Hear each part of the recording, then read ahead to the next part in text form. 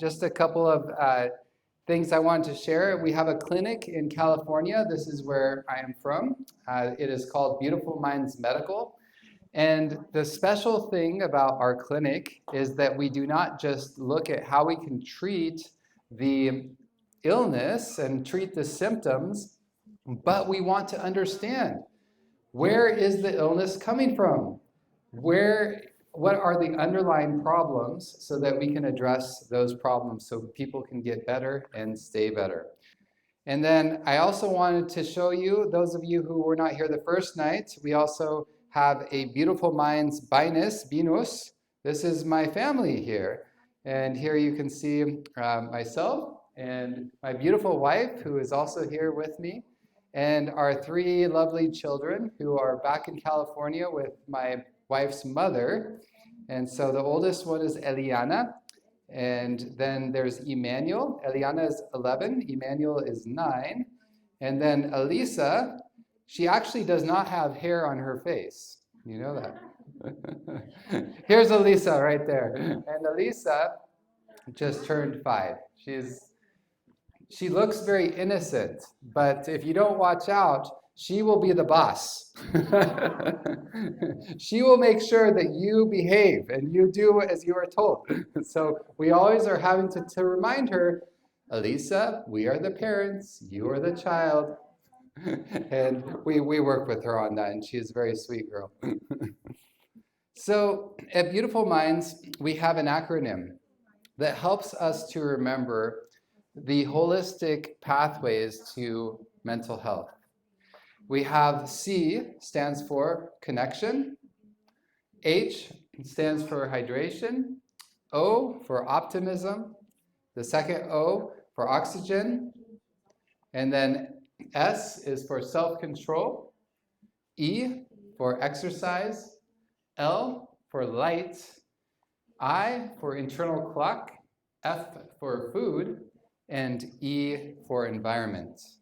So these things we have found to be very helpful when it comes to treating people holistically with their mental health. And what we find to get people healthy is that, well, let me ask you this. We already talked about how medications don't heal. So let me ask you, if medication do not heal, what actually heals? Because something must heal. What is it that heals? The Bible? Okay, but let's talk a little more. Yes. The body. Very good. Very good. So what we need to understand is nature actually can heal. And so what we want to do in the healing process is we want to support nature so that she can heal our body. Okay? Now, who made nature to heal? God, the creator, exactly. And so, yes, we can say that everything comes from God. God actually created our bodies in such a way that they can actually heal themselves. But the problem is we are constantly working against our bodies.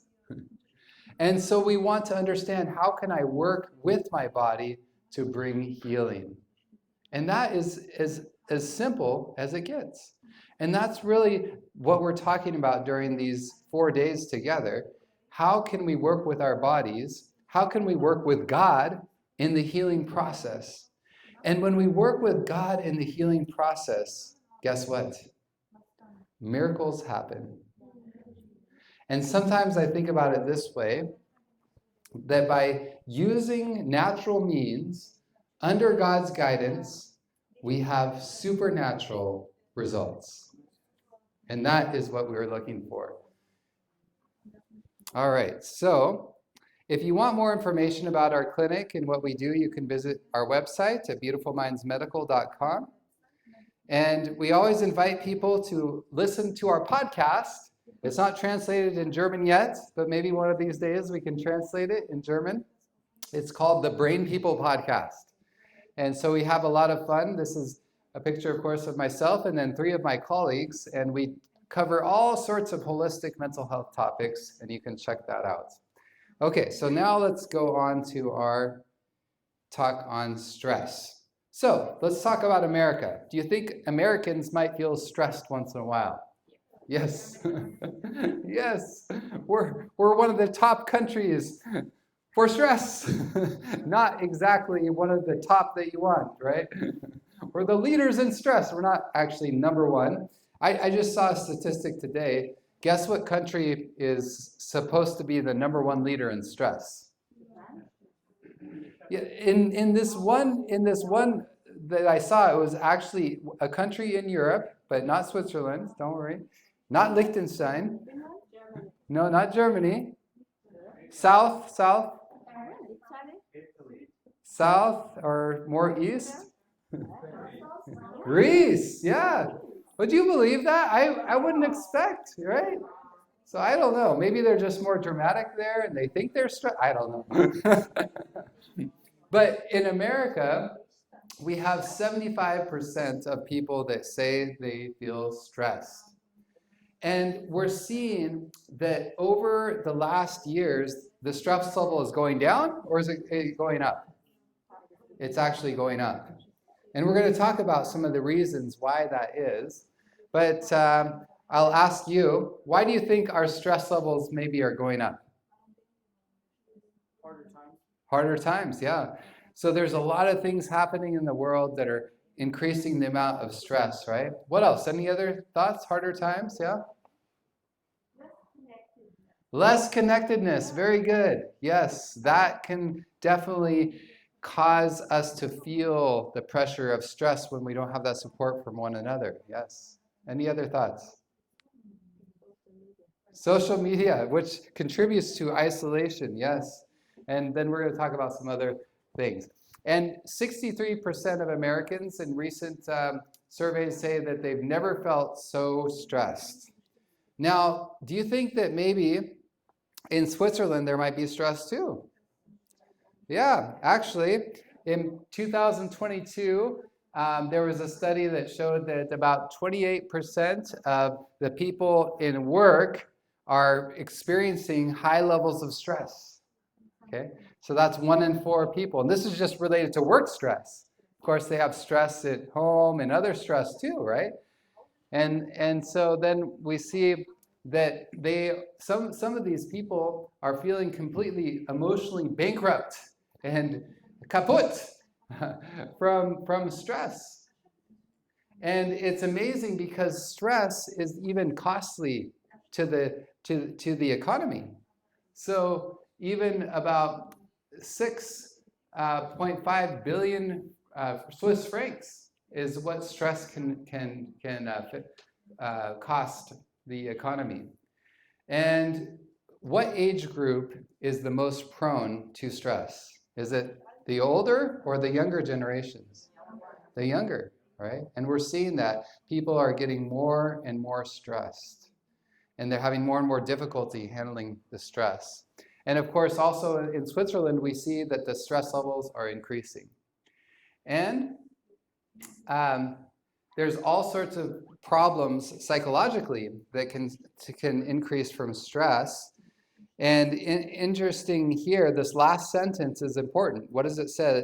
It says 1 out of 4 people in Switzerland struggle with mental health problems. 1 in 4. That means I could say 1, 2, 3, 4. 1, 2, 3, 4. That's how often people are struggling. So it's not a matter of if you know somebody that is struggling with a psychological problem. You know multiple people, and maybe even you yourself are struggling with a psychological problem. This is very common. And part of the issue is we don't talk about it. We don't talk about it because we have a big degree of shame. Well, I'm hoping that through our talks together and other things that are happening in the world today, we start talking about it more. Because guess what? We need to not only talk about it, but the talking opens up the opportunity for us to support one another and realize we are not alone. And there's no shame in understanding that we are struggling and we need to support each other because we are all part of God's family. None of us should be feeling alone. And just so that, in Switzerland, you don't feel so lonely, also in Germany, there's stress too. Actually, I should have asked you, where do you think people are at least say that they are more stressed, in Germany or Switzerland? In Germany, actually.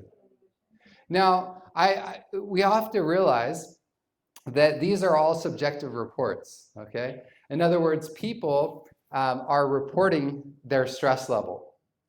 And I was wondering, I was thinking about this, I was saying, is it really that much more stressful in America? Because like we're seeing, about 75% in America, and then it's lower in Switzerland, lower in Germany.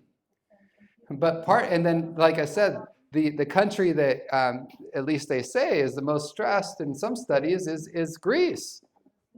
And that's where people go to relax. But here's the question that I have. I think sometimes we can't measure it so well, because I think people like in Germany especially, and especially even more in Switzerland, they have a hard time admitting that they are stressed. Have you ever had a hard time admitting when you're stressed? Yes. Someone asks you, how are you doing? What do you say? I'm fine. In America, I'm fine. Any problem? No, I'm fine. Sometimes my wife asks me, how are you doing? I'm fine. Oh, you look a little stiff. No, I'm fine. I'm like, oh yeah, maybe I am a little stiff here. And so oftentimes we don't even realize how much we're stressed. We're not even willing to admit it to ourselves.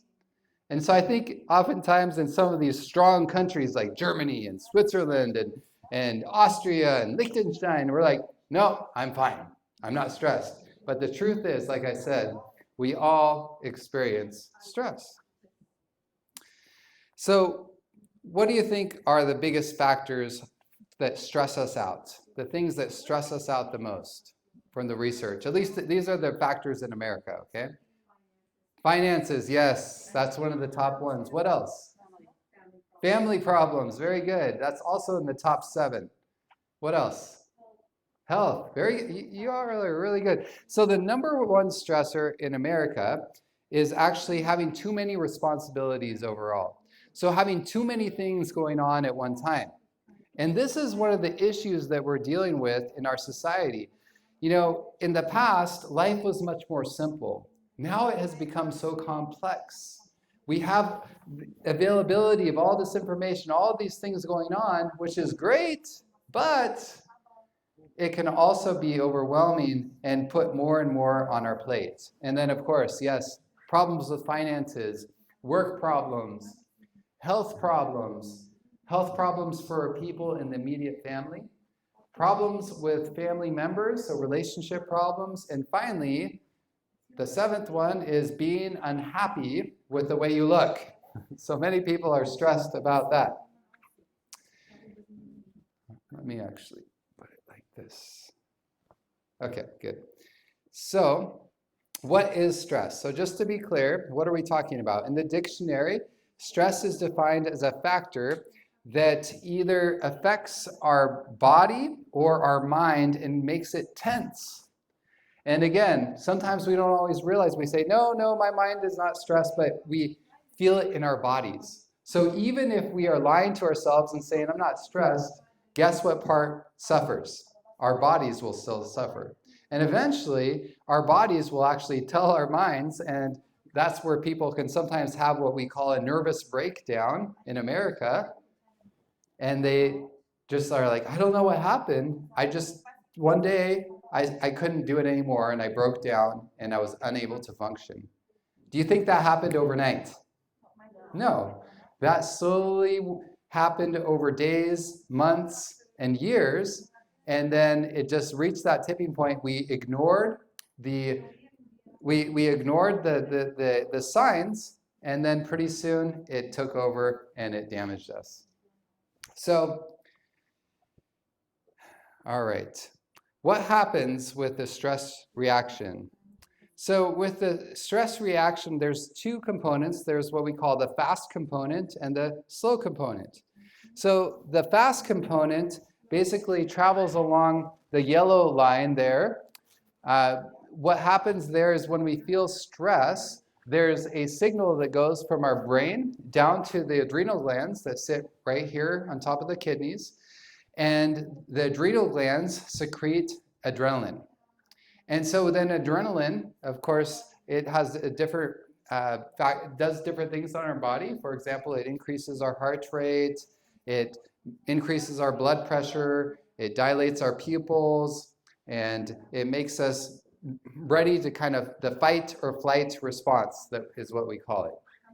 And then the second component is what we call the HPA axis. So with this component, it is slower because the brain also is the activator here, and the brain releases ACTH, okay, ACTH. And the reason it is slower is because ACTH, instead of going quickly along the nerve cells, it travels in what? What does the red line represent? What's red in our body? Blood. So the ACTH travels in the bloodstream, and it goes much slower. But it also goes to the adrenal glands. And then the ACTH, what does the ACTH stimulate the release of? Cortisol, very good. So cortisol, is cortisol good or bad? Good, very good. A lot of people, they think cortisol is bad. Cortisol is bad. But actually, cortisol has a very important function. It is very anti-inflammatory, and it helps to regulate the stress reaction. So when you have that initial stress of, like, let's say, for example, that you have an exam coming up, and you feel really stressed, you're going to have more adrenaline. That adrenaline is going to help you study and to stay up late to study for the exam and prepare for the exam and do well on the exam, okay? But do you want to stay in that stressed state? No, you don't. And so then the cortisol comes and it feeds back to the brain, and the cortisol actually helps to shut down that stress reaction, okay? That's a good thing because we don't want to stay in that stressed state. The problem is, for most of us, when we're chronically stressed, meaning stress that goes on and on and on, and we get another stressor then, and then the cortisol goes up again. And then we're just getting past that stressor, and then another stressor comes, and then the cortisol goes up again. So this is where we have what we call chronic elevation of cortisol. When we have stress after stress after stress, the cortisol stays high, and that is where stress is toxic. In other words, cortisol, when it's elevated over a long period of time, becomes toxic. And cortisol has all sorts of, the long-term effect of chronic cortisol elevation can cause all sorts of problems in our body. For example, it can increase the risk of anxiety, but it also has a lot of effect on our physical body. It can increase headaches and muscle pain. It causes insomnia, also weight problems. It also can increase overall sicknesses like any kind of systemic illness, and then it can also increase the risk of autoimmune diseases, like where your body is actually attacking itself. And it also, of course, can cause relationship problems and then memory problems as well. One of the things that I mentioned last night is that when we are chronically stressed, it can start affecting our ability to remember things. And so a lot of people start thinking, oh no, I'm getting Alzheimer's or some kind of dementia. But is that really true? No, it's actually chronic stress. Now, of course, if that goes unchecked and you continue to have chronic stress plus an unhealthy lifestyle, then yes, it can predispose and actually turn into a long-term memory problem. But for most cases, when it's related to chronic stress, the good news is we can turn that around when we practice these tips that we're going to be talking about tonight for resilience. Okay, so I wanted to show you one study that just helps to really underlie the effect that chronic stress and even acute stress can have on the immune system. So this was a study where they took over 500,000 Americans, so a lot of people during COVID, and they wanted to see what are the biggest risk factors for serious illness and death from COVID-19. What do you think was the #1 risk factor for death from COVID-19? It wasn't stress. The #1 risk factor was actually obesity. Okay, but this is the kicker. And I was amazed by this. The #2 was actually stress and stress-related illness. That was the #2 risk factor. So it wasn't diabetes, it wasn't lung diseases, it wasn't cardiovascular disease, it was actually stress. So you can see how big of a role stress can play even in killing people when we are dealing with acute infection. So do you think this is something we should take seriously, both for our mental health and also for our physical health? What do you think? Yes? Okay, very good. So now that I've stressed you out sufficiently, we're going to talk about 10 things that we can do to actually manage our stress and to have resilience, okay? And I'm choosing 10 things. These are, I think, probably the 10 things that I found the most helpful. But there's other things we could talk about too, especially when we start putting together some of the things from what I talked about yesterday and what I'm going to talk about tomorrow night as well. All of these things are important, but we're going to talk about 10 tonight, okay? So #1, we need to understand that stress can actually be a good thing. Stress can actually be a good thing. There's a whole book written on this by a PhD psychologist, Dr. Kelly McGonigal from Stanford University. She wrote a whole book called The Upside of Stress. So you might say, well, I thought stress was a bad thing. We just talked about all these negative things. Well, let's talk about how stress can actually be a good thing. So I'm sorry this graph is in English, but I think you can understand if I explain a little bit. And most of your English is better than my German, so it's good. So here is one of the examples that we see with good stress versus bad stress. So if we have too little stress, guess what happens to our performance? We're going to be inactive. Exactly, we're going to be lazy, right? Like let me put it this way.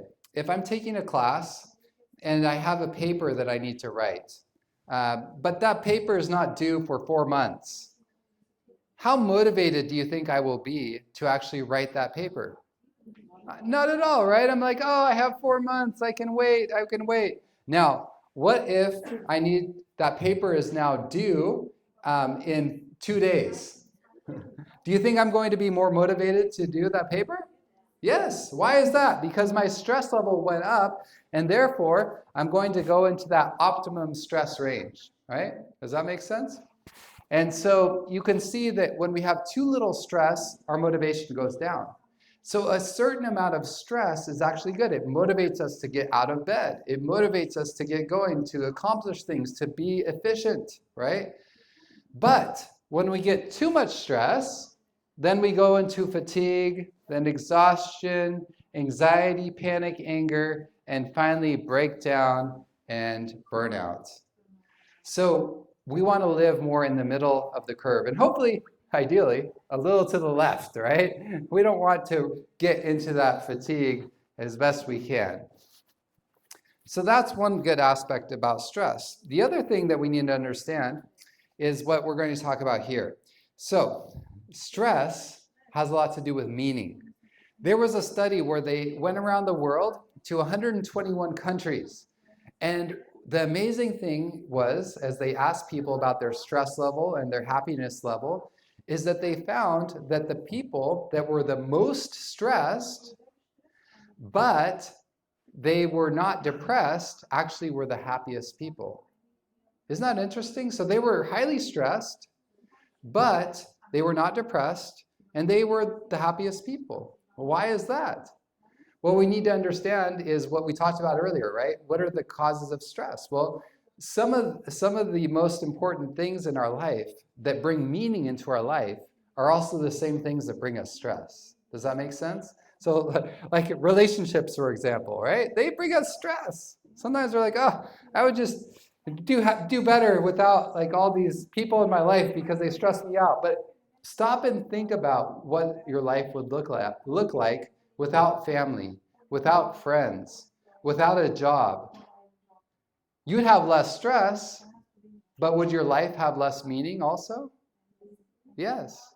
And so we need to understand that the things that bring us stress also often, not always, but oftentimes bring us meaning. So again, the goal is not to get rid of stress, but to learn to manage it. And of course, to minimize those factors that are needlessly stressing us. Does that make sense? Yeah. Okay. So, number 2, we want to learn how to manage our thoughts in a healthy way when it comes to stress. So we can reduce stress when we actually manage our thoughts in a healthy way. And I have a picture here of a roller coaster. I'm trying to remember. Someone told me earlier today. What was a roller coaster again, Christoph? Thank you, Achterbahn. See, sometimes they have to repeat these, Achterbahn. So I have a picture of an Achterbahn here for a reason. Now, how many of you just love Achterbahns, roller coasters? Okay. Those are the risky people here, right? And how many of you do not like Achterbahns at all? Okay. Yeah, so it's a little less than, or a little more than half don't like. Okay. I think that's about what I would expect from a good, Swiss audience, right? Because we have to be more conservative for safety, right? If I ask the same question in, I don't know, Italy, it might be the opposite. But anyway. Why is it that some people love roller coasters, Achterbahns, and other people hate them? They're like, I don't ever want to get on something like that again. Why is it? Why is it? Adrenaline. Adrenaline, right. Now, do both people get adrenaline? Yeah, the people that love it get adrenaline, the people that hate it get adrenaline. So what's the difference? Fear? Okay, and where does the fear come from? It's a perception. It's a perception, you understand? So the point is we can have the same stimulus, the same sort of situation, but a completely different perception of that reality. I've had some people that come to me and have lost a job, and they say, this is the worst thing that could have ever happened to me. My life is over. I'm going to end up homeless, and everybody is going to leave me, and nothing good is going to come out of this. And then I have other people that come to me, I lost my job, but I believe good can come out of this. I believe God has a plan for me still. I believe that I can learn and grow through this. Which of those two perspectives do you think ends up working out better? The second one, absolutely. And it's amazing, time and time again. So the point here is there's many things in life that we cannot change, many things that stress us out. It is very important how we relate to those things that stress us out in our life. If we learn to relate to them by faith, trusting that good things can still happen, guess what? We're opening the door for good things to happen. Problem is, this is a big problem. What part of the brain does it take, and we talked about the frontal lobe last night, right? What part of the brain does it take in order for us to reframe our thoughts? In other words, to think in a healthier way. Does it take the logical part of the brain or the emotional part? The logical part of the brain, the frontal lobe. What part of the brain do you think might tend to shut down when we get stressed out? The logical part of your brain. So in a way, I'm kind of being unfair, right? I'm saying, oh, you need to think your way and think more positively when you're stressed. But then I'm saying, but your brain doesn't work very well to do that. That's not very fair, is it? Okay, so this is why the third point is very important.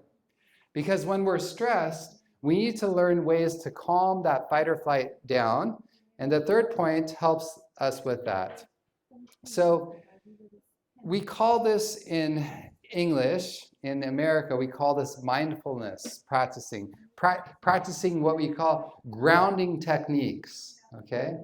So this is actually a good way to calm the fight or flight system. And there's many, many ways that you can do it. This is just a couple of examples, okay? So sometimes we say, name 5 things, if you're feeling all stressed and worked out, right? Worked up. Then name 5 things that you can touch. And then we'll have people go and touch them. Okay, touch the chair, right? Okay. If you're outside, this works beautifully. You can touch a tree. You can touch the flower. You can touch 5 things. And then after that, you can, I guess it's 5 things you can see first, and then 4 things you can touch. But the point is, you use your 5 senses, and you are connecting with your environment. You're connecting with what's around you. And what does that do? That helps you get out of your head, and that helps you to be in the moment, and helps you calm down. Okay? Another thing that you can do is deep breathing. Deep breathing has been shown time and time again in studies, scientific studies, to calm that fight or flight system down. And again, these are just a couple of examples. There's many other examples that you can look even online if you Google it to find ways to calm down that fight or flight. And then once you are more calm, and your mind is able to think again, your frontal lobe, the logical part of your mind, comes back online. Now you can do the reframing that we talked about earlier, okay? So be careful. Don't try to just think your way out of stress if you're feeling overwhelmed. Instead, just stop and first calm down, and then you can do the thinking once you're feeling calm. All right, number 4. So this is important to practice self-acceptance. Self-acceptance. Sometimes we are very hard on ourselves. We say, I need to be strong. I should never be stressed. I should never be afraid. I should never be angry. I should never be, all these shoulds. But then what does that lead to? It leads to us feeling a great deal of shame. And we start really having a hard time accepting the stress and the problems we're going through. Instead, it's very important to say, you know what? I am struggling right now. Let me ask you this. Is fear and anxiety, are those bad emotions? No. Is anger a bad emotion? No. Even in the Bible, does it say that God is angry sometimes? Yeah. So does God do bad things? No. So the point is, these emotions that we have, they're not wrong in and of themselves. In fact, they're kind of like flags saying, oh, something is going on here, pay attention, right? So instead of telling ourselves, you shouldn't feel angry, you shouldn't feel anxious, you shouldn't feel sad, we need to go to ourselves and say, okay, this is what I'm feeling. Why am I feeling this, right? We need to have compassion for ourselves, and this can lead us to understand ourselves better and to actually lead us to know how to help ourselves through this process of healing.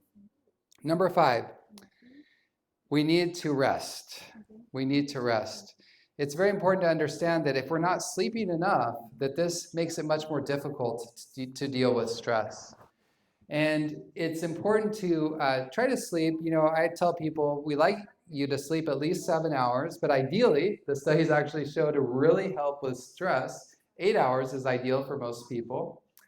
1 sleepless night can actually increase anxiety about 30%, while deep sleep inhibits anxiety. And it's important, like we talked yesterday, we need, of course, the daily rest, but what other kind of rest do we need too?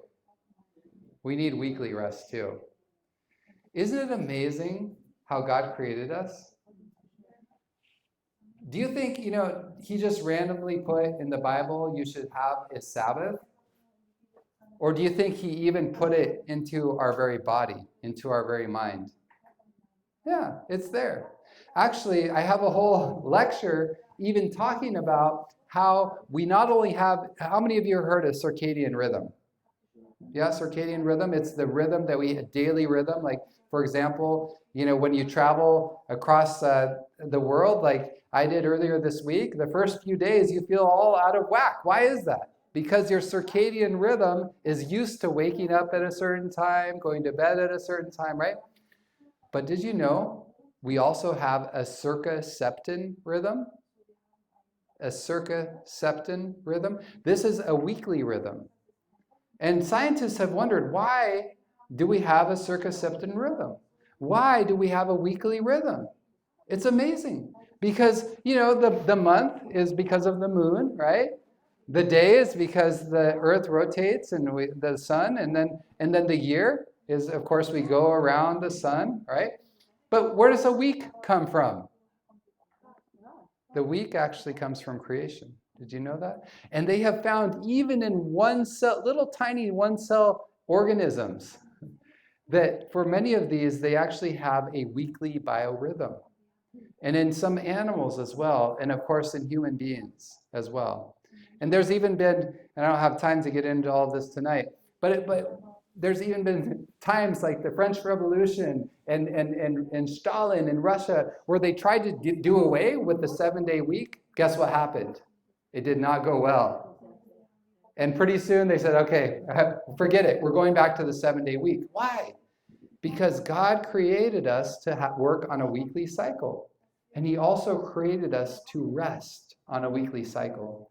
And guess what? When we rest on a weekly cycle, the good news is we will be much less likely to experience chronic stress. Because every week, it's a reminder like, okay, you know what? I'm going to give all my stress to God. Of course, we should be ideally doing this every day, right? But we need that weekly reminder as human beings to be like, okay, just stop. Just put everything on the shelf for the next 24 hours and trust me. And remember that I'm in control. And when we do this, you think that might help our stress a little bit? Yeah, it helps a lot. All right, number 6, we need to be doing exercise regularly. Now, the interesting thing with exercise is it actually does stress us temporarily. It increases cortisol when we first start exercising, but this temporary stress will also help us to deal with other stressors in a bigger way. There's so much that we could say about exercise, but because of time, we move on. But you have to exercise regularly to deal well with stress. Number 7, social connections. We must connect socially to help our stress. Someone already said this earlier. And I'm so happy that we can all be together, right? Because what are we doing? We're spending time connecting. And when we connect, it's beautiful. The stress level actually goes down. And there's so many ways that we can connect. And we're going to be talking some more about that soon. Okay, number 8. You have a big advantage here in this area, all right? The beautiful, beautiful surroundings. Even when I wake up, looking outside, I see mountains over there, and I'm like, yes, my heart is full. I feel at home. I just hope that heaven will have some beautiful mountains like this. I'm sure it'll be even much better, right? But it's beautiful. And the amazing thing is that the science shows even looking at a beautiful picture of nature can lower the stress. But just spending several minutes a day or even per week can help the stress level. And this is something that you can do, when we talk about the weekly day off. That's one of my favorite things. When I take the weekly Sabbath, right? Then getting out into nature is a wonderful way to de-stress. Number 9, we touched on this last night, but I think it's such an important thing because one of the things that I see in my practice that stresses people almost more than anything else is when they hang on to bitterness, when they have unforgiveness in their hearts. And they say, well, I can't forgive that person because they have not repented. And they hurt me so badly. And so they need to pay. But who is the one that's really paying the most when you are not forgiving somebody? It's me. I'm paying the most. I'm the one carrying that burden. It's so important when someone has hurt us that we forgive them. Now, how easy is that? Have any of you ever been hurt before pretty badly by somebody? Yeah, most of us have. How easy is it for us to forgive them? No, it's not. So what do we do in order to forgive? What do? We go to God. Yeah, I just did a whole lecture a couple of months ago on forgiveness. And one of the things that we understand is that, there are practices that we can do even if we don't believe in God, and these can help. But I'll tell you, for me personally, and also even working with patients, that the easiest way and the most beautiful way is if we actually ask God for help. And we say, you know what? And we admit freely, we say, I want that person to suffer because I'm suffering right now. And I have hate in my heart. And we admit that to God. But then we say, but God, I'm asking you for help because I want to have the right spirit towards this person. I want to love them even though they've hurt me. We have to remember, though, forgiveness is not saying, oh, it's fine. You hurt me, but it's fine. Don't worry about it. No, forgiveness is actually acknowledging what they did really hurt me badly, but I no longer want them to suffer themselves. I want to set them free. And remember, it does not mean that we are connecting with them again. We are not trusting them, okay? In America, we say, and in English, we say that forgiveness is given, but trust is earned. Trust is earned. So when someone has done something to hurt someone, we can forgive them, we can love them, but that doesn't mean we trust them, yeah? Okay. And then through that process, we are set free. Okay, so the final one, oh, I love this one, is to practice gratitude. Gratitude can reduce cortisol, and one study showed about 23%. It is pro-social, right? Who likes to be with a grumpy person, a person that's negative all the time? No. But who likes to be with somebody that's positive and grateful? We all love that, right? And so it has, a double, at least a double positive in that not only does it help us to lower our cortisol, but it also helps us to be more connected with people.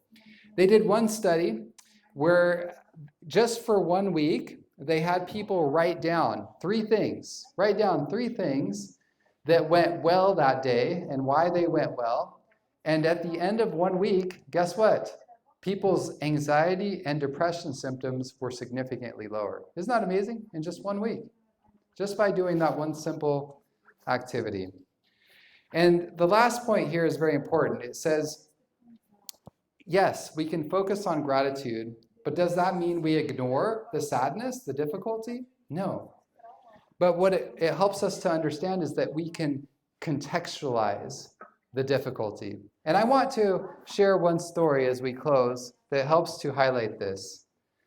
So, Frank's Geschichte. Now, Frank Hasel, was one, by the way, you have to love, you can't read it very well, but his mug, his coffee mug there says, "Let me be frank with you." In English, it's a double meaning, so it's funny. But Frank was one of my religion professors in Bogenhofen. I was studying for 1 year in Österreich, in Bogenhofen, and he was my religion professor. Very good man, very godly man. So do any of you know Frank? Yeah? Okay, some of you know him. Very good. Very wonderful man. And his classes were actually my very favorite classes. He was just such a deep thinker, but at the same time, very loving. Very just full of God, you could see. Well, not that long after I left Bogenhofen, I'm not sure exactly when, but his wife, she developed cancer. It's a very sad situation, and she ended up dying from cancer. And Frank, of course, this was the love of his life, and he had 3 young boys. And now he was devastated because not only was his wife gone, but now he was supposed to continue on, raising his 3 young boys. And he felt like, I just can't do this. Well, his aunt, who had lost a husband, she called him and she said, Frank, I want you to do something for me. I want you to take 10 days. And during those 10 days, I want you to write down every day 10 things that you are grateful for and why you are grateful for those things. And what life would be like without those things. And at first, Frank, he didn't want to do it. He was so depressed, and he didn't even want to look for things that he could be grateful for. But finally, she convinced him, and he said, okay, I'm going to do this. And he started writing those things down day after day. Well, at first, it didn't seem to make much of a difference. But after he got through a few days, he started to notice more and more things that were good in his life still. And after the 10 days were gone, did his wife come back? No, his wife was still dead. But he started feeling much better. Why is that?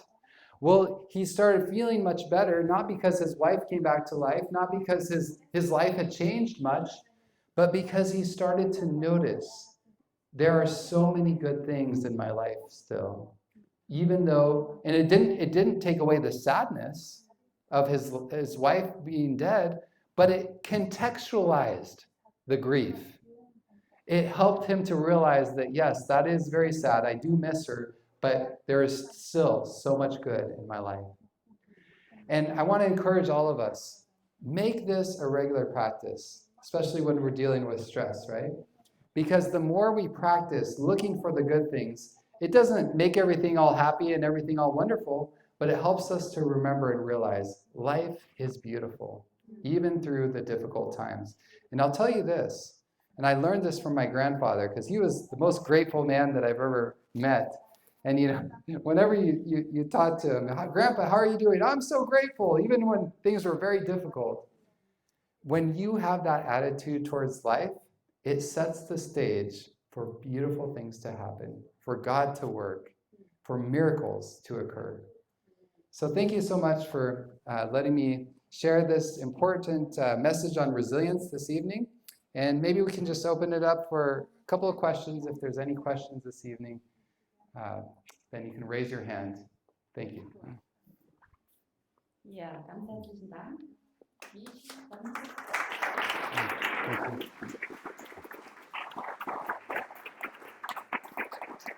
But this is a great question with when do I know that my stress level personally is becoming toxic?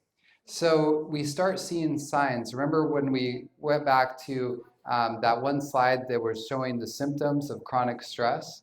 So we usually start seeing some of those signs. For example, we start seeing irritability, all right? That's often one of the earlier signs. Exhaustion, like where we're just tired, more frequently tired than usual, and we're not bouncing back like we normally do. That's another sign. The memory issues can start to be a problem. We're getting sick more, okay? So these are the early signs, and then of course, eventually, those things can turn into anxiety disorders, depression, sleep problems. Some people are more sensitive to that than others. But again, if you start having regular sleep issues, then that can be a sign that the stress level is chronically too high. So those are some of the signs that we would be looking for. Any other questions before we close? Okay. Well, thank you so much, and may you have a wonderful evening.